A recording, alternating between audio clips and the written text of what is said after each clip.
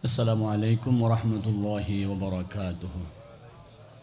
الحمد لله وكفى وسلام على عباده الذين اصطفى. أما بعد فأعوذ بالله من الشيطان الرجيم. بسم الله الرحمن الرحيم. وقضى ربك ألا تعبدوا إلا إياه وبالوالدين إحسانا. اللهم صل على محمد وعلى آل محمد كما صليت على إبراهيم وعلى آل إبراهيم إنك حميد مجيد. اللهم بارك على محمد وعلى آل محمد كما باركت على إبراهيم وعلى آل إبراهيم إنك حميد مجيد. রূপালী সংঘ ও একতা সংঘের উদ্যোগে আয়োজিত 2 দিন ব্যাপী সিরাতুন নবী সাল্লাল্লাহু আলাইহি ওয়াসাল্লাম মাহফিলের সমাপনী দিবসে বাদলে শাহ উপস্থিত আজকের এই অনুষ্ঠানের মাননীয় সভাপতি মহোদয় এবং প্রধান অতিথি, বিশেষ অতিথি, অন্যান্য অতিথিবৃন্দ, সময়ের সংক্ষিপ্ততা ধরুন আমি সকলের নাম নিতে পারছি না, দুঃখিত। মেহমান আজম, ওলামায়ে কেরাম, মুরব্বিয়ান আজম, বারাদার ইসলাম, সুধী মণ্ডলী, প্রধানশীল মা ও বোনেরা, আসসালামু আলাইকুম ওয়া রাহমাতুল্লাহি ওয়া বারাকাতুহু। আল্লাহ রাব্বুল আলামিনের দরবারে লাখ লাখ শুকরিয়া আদায় করি। রাসূল করিম সাল্লাল্লাহু আলাইহি ওয়াসাল্লামের শানে দরুদ ও সালাম নিবেদন করছি। আমার বিষয় শুরু করছি। যেহেতু সময় অত্যন্ত প্যাকেট করা, বিষয় নির্দিষ্ট করা, আলোচনার বিষয়ের আলোকে আমি কোরআন শরীফের একটি আয়াত তেলাওয়াত করেছি।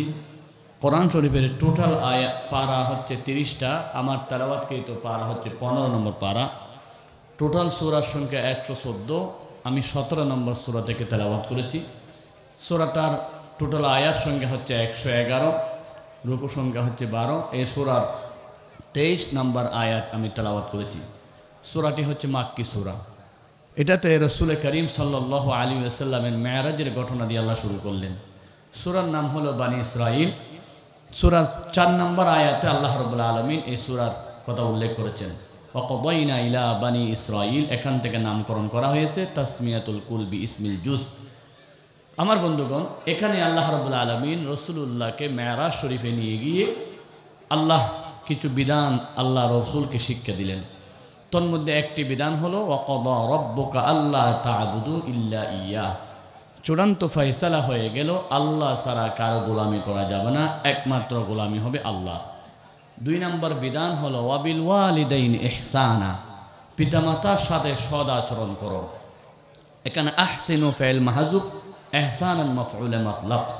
আল্লাহ রাব্বুল আলামিন বলেন আহসিনু ইহসানান, পিতামাতার সাথে যেভাবে ইহসান করা দরকার সেভাবে ইহসান করো।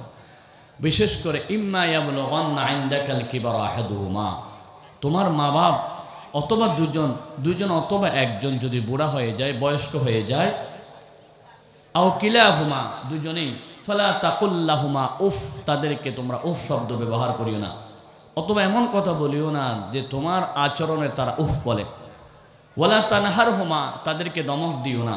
ওয়াকুল্লাহুমা কাওলান কারীমা, তাদের সাথে সদ আচরণ করো। এবং কাওলান কারীমা আই কাওলান লাইয়িনা কাওলান সাহলা, নরম নরম কথা বলো, ভদ্র ভদ্র কথা বলো। ওয়াখফিদ লাহুমা জানাহাদ যুল্লি মিনার রাহমা, তাদের জন্য করুণার ডানা বিছিয়ে দাও। ওয়াকুল, আল বলো, রব্বির হামহুমা কামা রব্বায়ানি সগীরা, হে আমাদের প্রভু, আমাদের মা বাপকে তুমি দয়া করো যেভাবে তারা আমাদেরকে ছোটবেলায় দয়া করেছিলেন। এটা হচ্ছে সরল অনুবাদ। তাহলে আমরা অনুবাদ জানলাম, পরিচিতি জানলাম, তেলাওয়াত শুনলাম। এই আয়াতে আল্লাহ রাব্বুল আলামিন মা বাবার উপর কি দায়িত্ব সন্তানের সেটা জানাই দিলেন। অন্য আয়াতে আল্লাহ রাব্বুল আলামিন জানাই দিলেন সন্তানের উপর কি দায়িত্ব মা বাবার। এটা কিন্তু আবার আলাদা বিষয়। আল্লাহ রাব্বুল আলামিন ব্যালেন্স করেছেন, দুই পক্ষরে মা বাবারও কিছু দায়িত্ব দিয়েছেন, সন্তানেরও কিছু দায়িত্ব দিয়েছেন। তাহলে দুই পক্ষের দুই দায়িত্বগুলো বলতে কমপক্ষে 2 ঘন্টা সময় দরকার। আমাকে বলা হয়েছে অল্প সময় আটলান্টিক সাগরের পানি একটা বদনা ভিতর ঢুকাইয়া দেন, এটা সম্ভব নয়। এরপর আমি সংক্ষেপে আলোচনা করে যাচ্ছি। প্রথম হচ্ছে সন্তানের উপর মা বাবার দায়িত্ব। মা বাপ কি দায়িত্ব পালন করবে? মা বাপ দায়িত্ব পালন করলেই তো সন্তান ভালো হবে, তারপরে সন্তান দায়িত্ব পালন করতে পারবে। সন্তানের জন্য মা বাবার 1 নম্বর দায়িত্ব হলো বিয়ে করার আগে একটা ভালো নেককার পরহেজগার স্ত্রী নির্বাচন করা। স্ত্রী যদি ভালো হয় সেখান থেকে ফল ভালো হবে, স্ত্রী যদি খারাপ হয় ফল কখনো ভালো হবে না। তাহলে স্ত্রী ভালো হওয়ার জন্য অবশ্যই মা বাবার প্রতি 1 নম্বর দায়িত্ব হলো ভালো মা। আপনি বিয়ে করার আগে একটা ভালো মা নির্বাচন করতে হবে। রাসূল করিম সাল্লাল্লাহু আলাইহি ওয়াসাল্লাম বলেছেন, বুখারী শরীফের হাদিস নম্বর 5090 নম্বর হাদিস, আল্লাহর হাবিব বলেছেন, তুনকাহুল মারআতু লিআরবাইন লিমালিহা ওয়া লিজামালিহা ওয়া লিহাসাবিহা ওয়া লিদীনিহা। মানুষ বিবাহ করে 4টা জিনিস দেখে, সম্পদ দেখে, সৌন্দর্য দেখে, বংশ দেখে এবং তাকওয়া দেখে। রাসূল করিম সাল্লাল্লাহু আলাইহি ওয়াসাল্লাম বলেছেন, যারা বিবাহ করে সম্পদ দেখে তারা এক সময় কষ্ট পায়, কারণ এটা সম্পদের লোভী।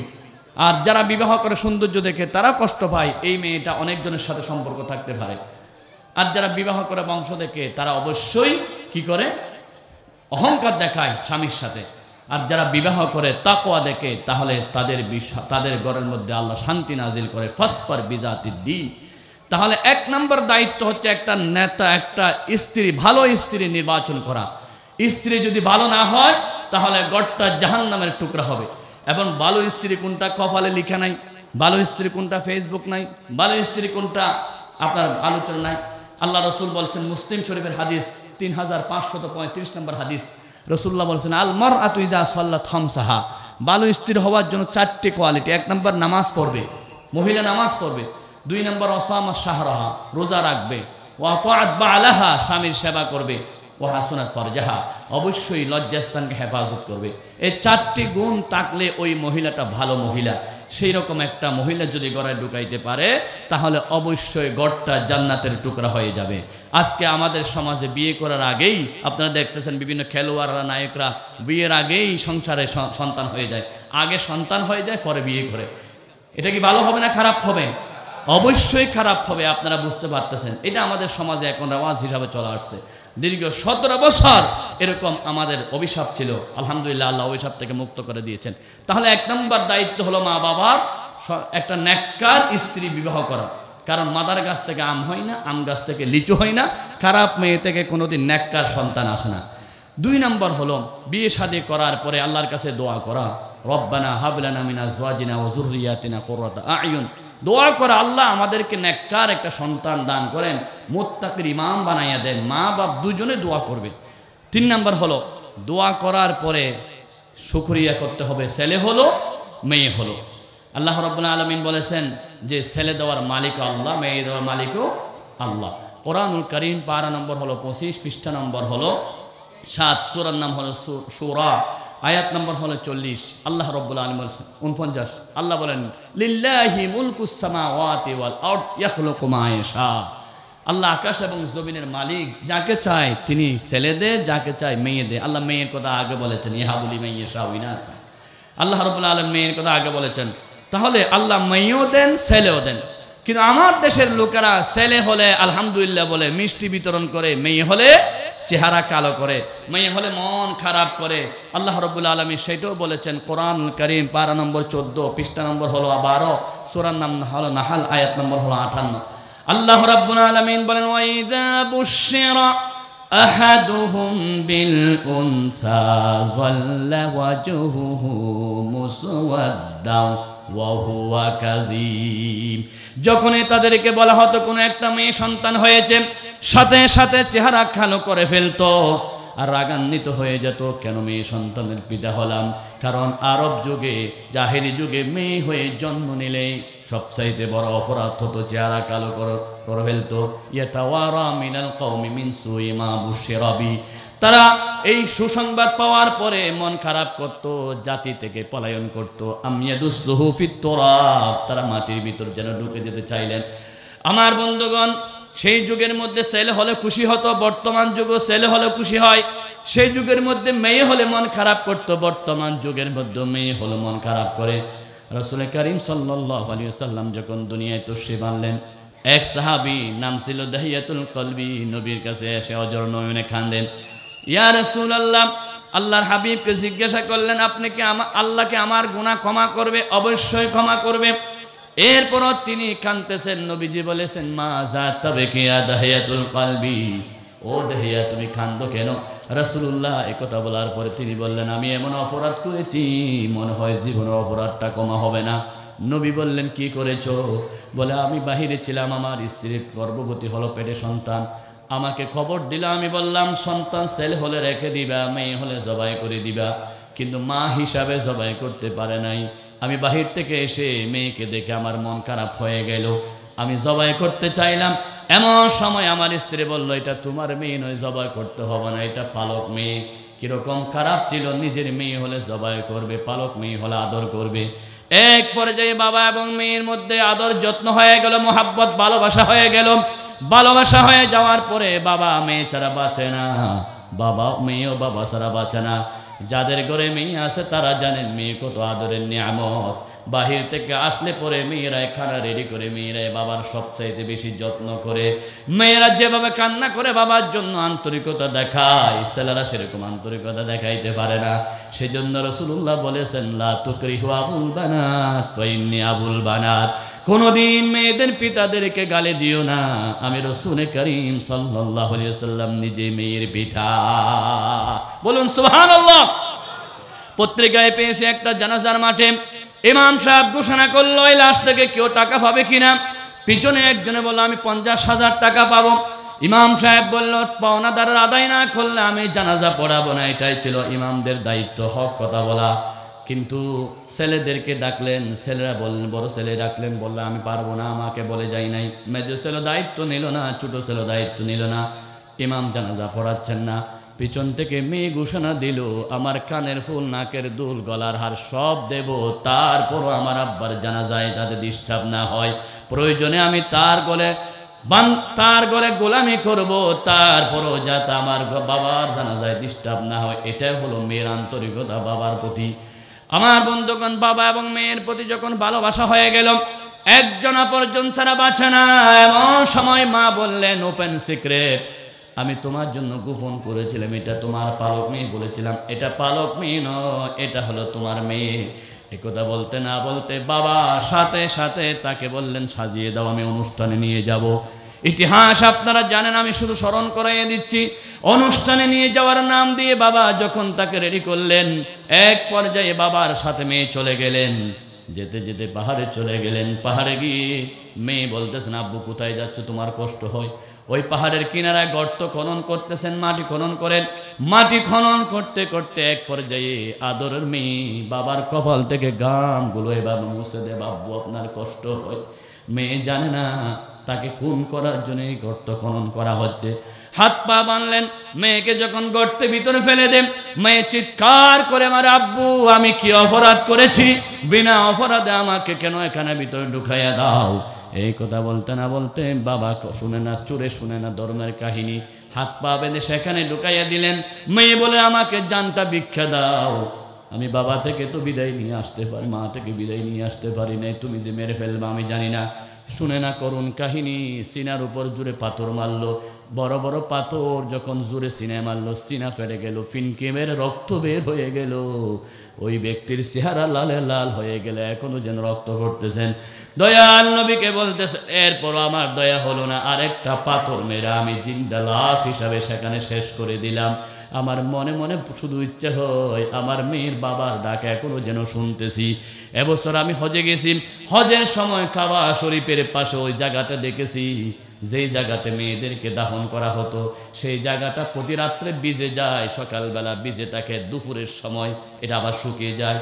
বাইতুল শরফের পীর সাহেব রাহাবর বাইতুল শরফ বাহারুল উলুম তিনি ঘোষণা দিলেন, এখানে ভিজে যাওয়ার কারণ হলো ওই মেয়েরা এখনো নাকি কান্না করে কবরস্থানে আব্বা আব্বা বলে, আম্মা আম্মা বলে ডাক দেয়, কারণ বিনা অপরাধে তাদেরকে খুন করা হয়েছিল, ঠিক কিনা? আল্লাহ রাব্বুল আলামিন বলেন কোরআনুল কারীমে, ওয়াইযাল মাউউদাতু সুইলাত বিআইয়ি যামবিন কুতিলাত। কিয়ামতের দিন প্রশ্ন করা হবে কোন অপরাধে তাদেরকে হত্যা করা হয়েছিল। তাদের কি কোনো অপরাধ ছিল? একমাত্র মেয়ে হওয়ার অপরাধে তাদেরকে খুন করা হয়েছিল, ঠিক কিনা? এই জাহেলরা মেয়ে হওয়ার অপরাধে মেয়েকে হত্যা করত, আর ফেরাউন বাহিনী হত্যা করত শিশুদেরকে মুসার বয়ে, ইউযাব্বিহুনা আবনাকুম ওয়া ইস্তাহয়ুনা নিসাকুম। তাহলে ফেরাউন হত্যা করত ছেলেদেরকে, আর জাহেলি যুগে হত্যা করত মেয়েদেরকে। আর বাংলাদেশের বড় জালেম কুখ্যাত জানোয়ার 17 বছর যারা ক্ষমতায় ছিল তারা মেয়েও হত্যা করেছে, ছেলেও হত্যা করেছে, অসংখ্য মানুষের জীবন ধ্বংস করে দিয়েছে, ঠিক কিনা? একজন দুজন নয়, শত শত সেনাবাহিনীকে হত্যা করে বাংলাদেশের তমাম ছেলেদেরকে দেশ থেকে বিদায় করে দিয়েছে, ঠিক কিনা? শুধু তাই নয়, তারা হত্যা করেছে শাপলা চত্বরে হাজার হাজার আলেমদেরকে, ঠিক কিনা? একজন আলেমের মূল্য কোটি টাকা দিয়ে হওয়া যাবে না, ঠিক কিনা?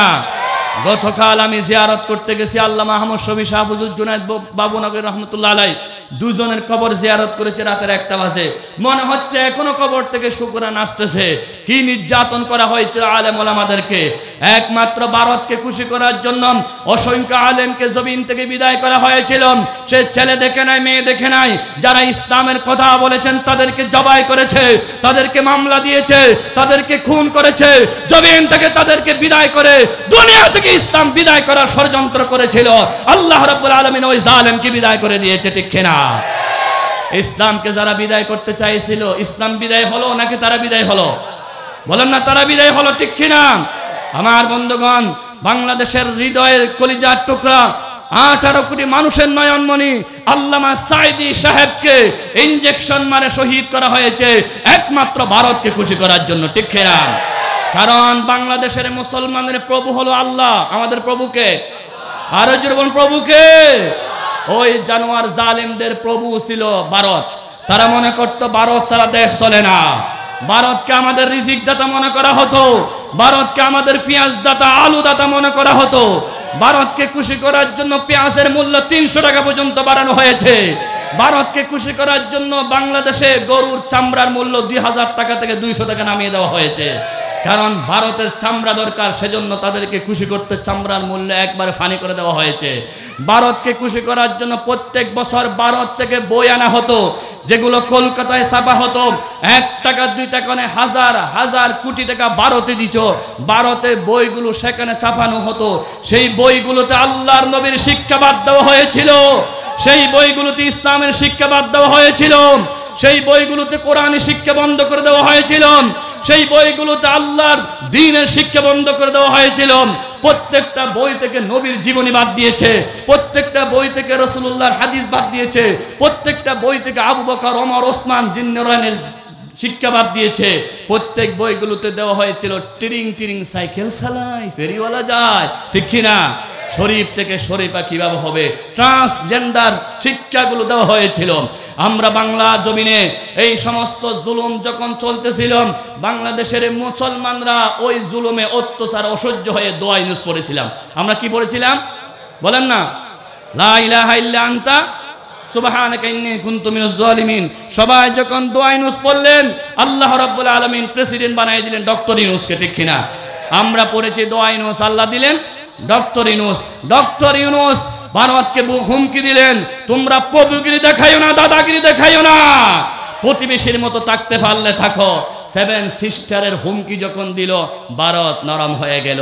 ভারতের কৃষকরা যেই সাংবাদিক বাংলাদেশের বিরুদ্ধে বলেছিল, সেই সাংবাদিকের দিকে আলু, পেঁয়াজ সব নিক্ষেপ করতেছে, জুতা নিক্ষেপ করতেছে, এবং জানিয়ে দিল বাংলাদেশের মানুষ যদি পেঁয়াজ না আনে, আলু না আনে, আমরা চলতে পারবো না, ঠিক কিনা?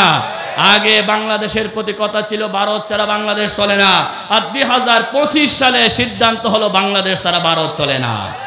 সুতরাং যেই শিক্ষা নীতিতে তারা শিক্ষা দিয়েছিল, সেই শিক্ষা নীতি এখন বাদ দিয়ে বাংলাদেশের কৃতি সন্তান সাতকানিয়া লোহাগাড়া উপজেলা, সাতকানিয়া উপজেলার কৃতি সন্তান ডক্টর আফম খালেদ সাহেব ধর্ম উপদেষ্টা ঘোষণা দিয়েছে, বাংলাদেশের প্রত্যেকটা শিক্ষা প্রতিষ্ঠানে ধর্ম শিক্ষা বাধ্যতামূলক করা হবে, ঠিক কিনা? 2025 সালের থেকে আমরা জানিয়ে দিতে চাই, ভারতের প্রণীত কোন শিক্ষা বাংলার জমিনে চলতে পারে না, পারে না, পারে না। প্রয়োজনে জিহাদ ঘোষণা করা হবে। কারা কারা রাজি আছে জিহাদ? আল্লাহকে দেখায়।